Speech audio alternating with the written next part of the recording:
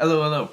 My name is Franceschini, and today I want to talk about why your solos suck. Tell me if this sounds familiar. You get together with a buddy, or you load up a backing track on YouTube. You see that the key is either A minor, D major, whatever it may be. And you set out to solo your blistering solo, but really what ends up happening is you play one or two boxes of the pentatonic scale for 1 to 2 minutes. You get bored. Some of it sounds pretty good. Some of it sounds kind of like you're just playing notes. And then it's your buddy's turn to solo. Or you load up a different backing track. This is an experience that I think a lot of guitarists have, particularly when they're in that intermediate level. And today I wanted to share with you the trick that a lot of your favorite guitarists know, but is a kind of mysterious secret to you. So, this trick is really being specific, and this is really the difference between someone who plays the guitar and it's a great solo, they're melodic, but it kind of feels like they're telling a story, versus someone who's like, maybe, that's a really good guitarist in the local bar band, or a really good guitarist at the high school, who's like the high school senior. So, what we're going to do is we're going to look at a backing track that I've made. There will be a download link for this in the description below if you want to try jamming out to it yourself. And let's get into it a little bit. So the backing track that I've created just is 2 bars of C major, followed by 2 bars of 1 bar of F, and then 1 bar of G. It sounds like this. So there's your C, F, G, back. And we just do that over and over again. And here's the secret of what your favorite guitar players are doing that you aren't in your own soloing. And that is, while all of the chords in this song can comfortably fit in the key of C, we're actually going to change the way we think. So specifically when we're on the C chord, we are going to play notes from C major. Whether they're a C major triad, the C major pentatonic scale, it doesn't matter, but we're thinking strictly in C. When it goes to the F chord for that bar, we want to think in the key of F. We want to think in F major. So we're either playing the F major pentatonic scale, or we're playing an F major triad. G, same thing. We're thinking G major pentatonic or a G major triad. Now, once you get really comfortable with this, you can of course expand this. So over F, you could think major 7 rather than just a major triad. Over G, you could think dominant 7 rather than just a major triad. You can throw any kind of crazy arpeggios and scales that you want on it. But for right now, I think it's really useful to get something out of the pentatonic scale and the basic triads. And now if you don't know these, I do have videos on all of these subjects if you go into my videos. And I also have a bunch of free diagrams available on my website. But without further ado, let's take a look. So really quick, I'm going to go at this, and I'm just going to play in C major. So you can hear the difference between what it sounds like when I'm being specific and when I'm not. So I'm going to play over this whole chord progression. I'm just going to play notes from C major. And it's going to sound fine, but that's all it's going to sound. It's just going to sound fine. It's not going to sound super great. But anyways, here's what this sounds like if I'm not specific.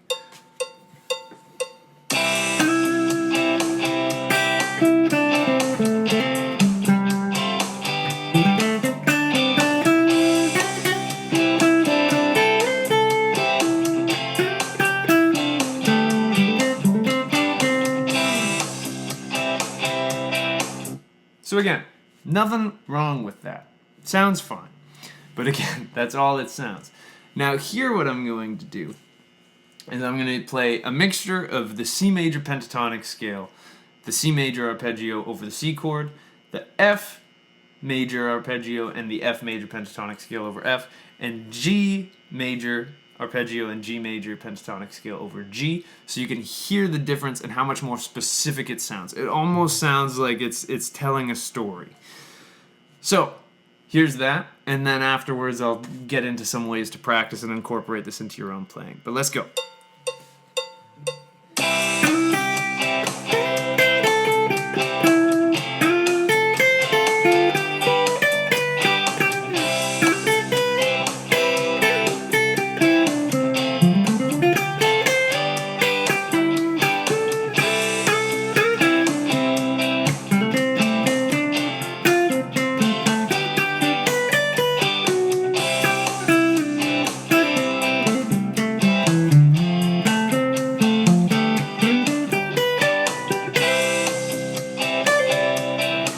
cut her there.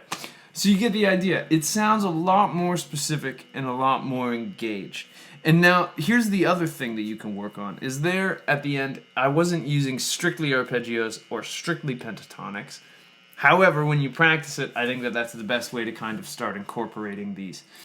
So when you first start working on this, I would strongly recommend that you kind of split your time between arpeggios and pentatonic scales. And I would also recommend that you throw a little bit of musicality out the window just so that you can get comfortable. So the idea here is like, if it was a painting, we're filling every single inch of the canvas. We aren't using any empty space. And we really want to get comfortable with how long we're on each of these chords. So for example, there's 2 bars of C. So in 8th notes, which is 1 and 2 and 3 and 4 and, I want to fill 2 bars with, let's start with the pentatonic scale. So I'm going to start here, and I'm going to play this position of my C major pentatonic. In my video on these, I like to call this position 4.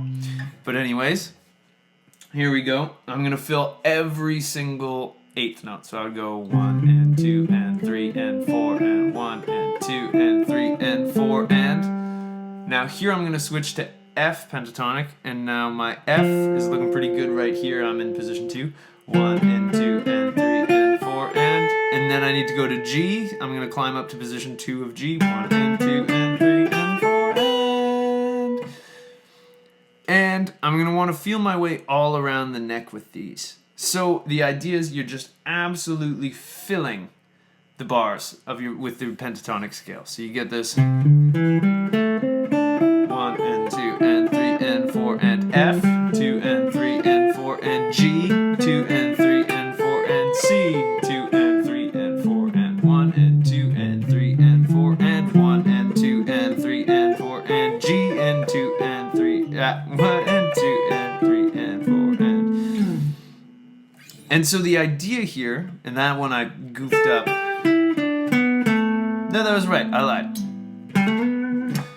When you go through this, you want to just be filling those bars as best as you can. And if you have to do this out of time and literally count out loud 1 and 2 and 3 and 4 and that's totally cool. We're wanting to get used to the idea of where these notes are and how changing our pool of notes can affect the sounds that we're getting out of it. And it takes a long time to build this skill. So if it takes you a while, don't feel bad about it. And now, once you get really comfortable with this, I would recommend doing it as up and down the neck as possible. Then you can start trying it with the song. So here's me doing the exact same exercise, but now I'm going to do it in time with this backing track. So if I go...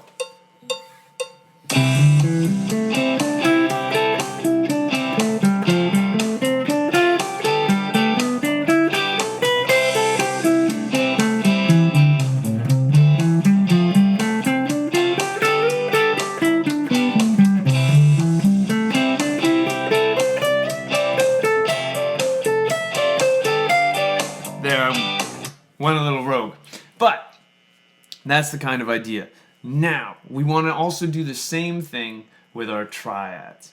So, if I were going to fill the space, I'd be going 1 and 2 and 3 and 4 and 1 and 2 and 3 and 4 and 1 and 2 and 3 and 4 and 1 and 2.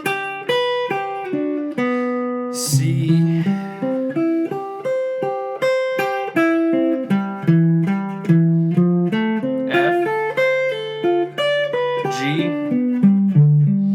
We do the exact same thing, but now we're filling the space in with triads. Now, once we get super comfortable with that, again, it's going to take you a lot of time. You want to work it all the way up and down the neck. Again, if you don't know your arpeggios all the way up and down the neck, I have some videos and free diagrams available for that if you go to another video on my channel. But here's what those triads will sound like if we play them in the context of the backing track.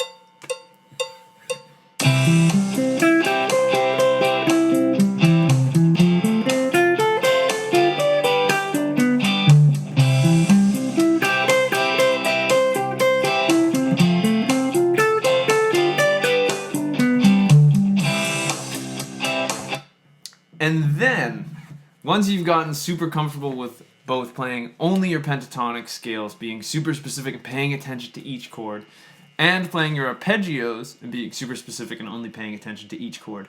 Now you can start to mix and match the two and make some real music. Stop worrying about flipping things next to each other and start worrying about playing some good melodies and some exciting lines. So here, one more time, is a good example of how this could work.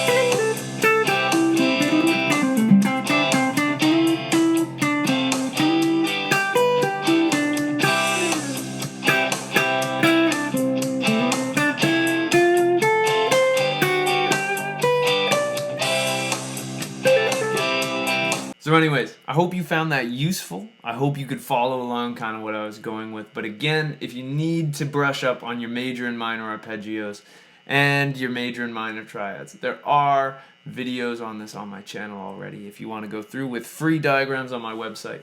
But anyways, I hope you found this useful. I hope you can use this to help your solos make a little bit more sense. And if you enjoyed this video, I'd really appreciate it if you could like and subscribe. I have a new video that comes out every single Monday.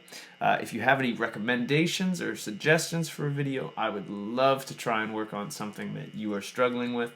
And yeah, if you want to have a guitar lesson with me, I have links to that in the description down below. The backing track from today's website, or from today's video, is also going to be available down there.